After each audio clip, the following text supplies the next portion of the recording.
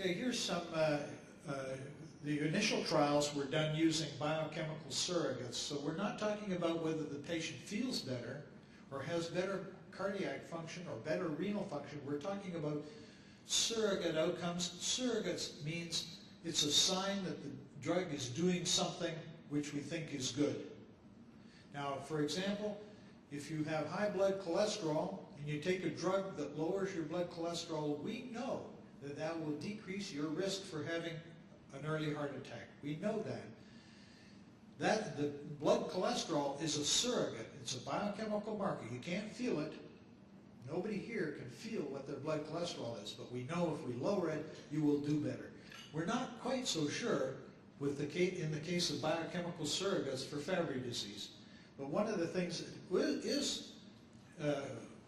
is encouraging is that among those patients who had mutations that were associated with an unstable protein that could be stabilized by the chaperone, there was an excellent response to the enzyme activity in white blood cells. This is one of the most easily accessible tissues which contain lysosomal enzymes.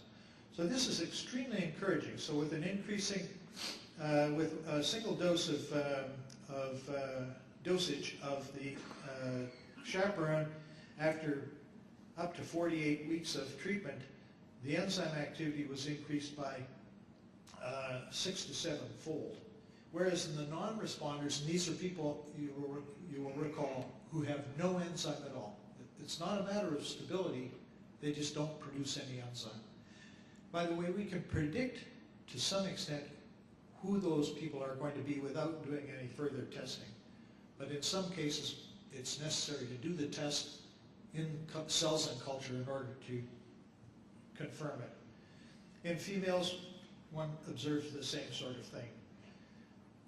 Another biochemical surrogate is the excretion of the lipid. It's called GL3 here, but it's GB3CTH, whatever.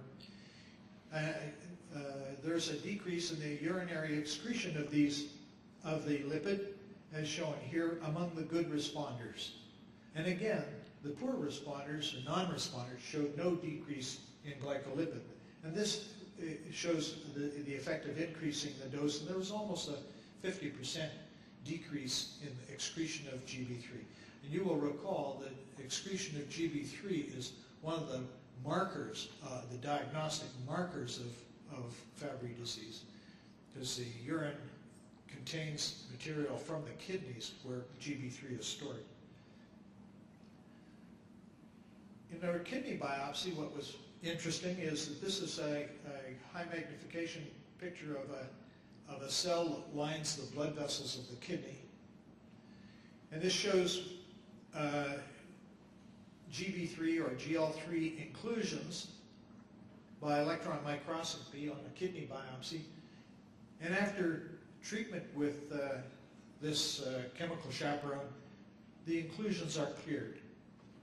So this again is a surrogate. It's taken as a good sign, but it's not necessarily proof that this drug really works.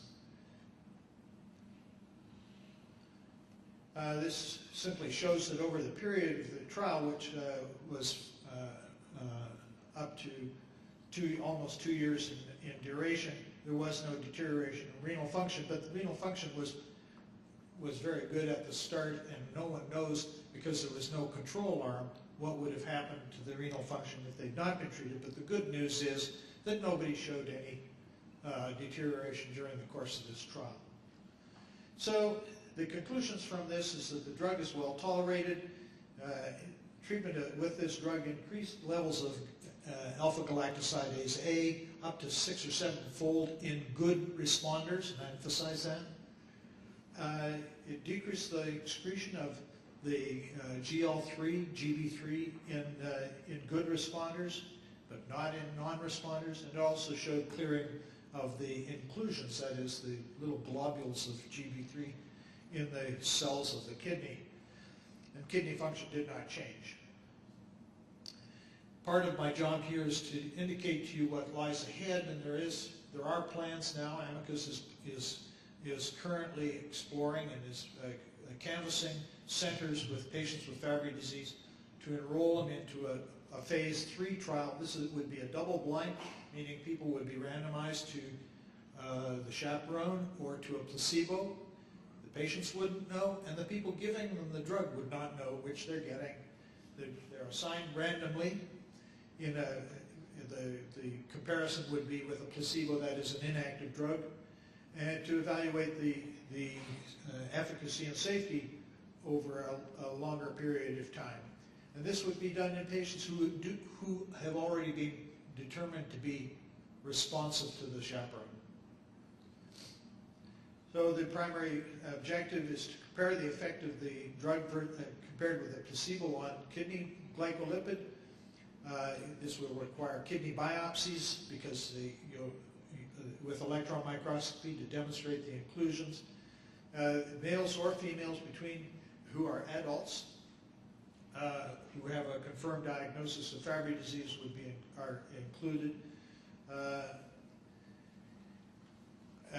Patients under 18 may be enrolled under special circumstances, and time doesn't permit to go into that in any detail. The study would be of 12 months duration, and most of these studies of this nature are associated with an extension.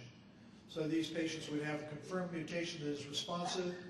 They would be people who have not had enzyme replacement or have not had it for at least 6 months before starting the trial. They had to have a demonstrated increase in urinary glycolipid. This is really important because some people, this was mentioned before, will have alpha-galactosidase deficiency but not have Fabry disease.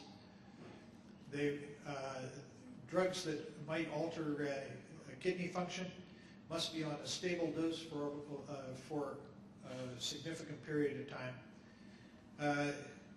The pregnancy will not be allowed during this study. Women who are enrolled who are of reproductive age would have to be on some kind of reliable birth control.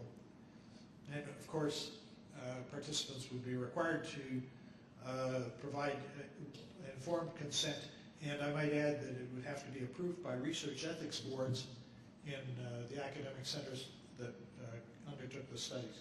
So with that, I'd like to close. If there are questions, I think you want to wait until after the end. So thank you very much again.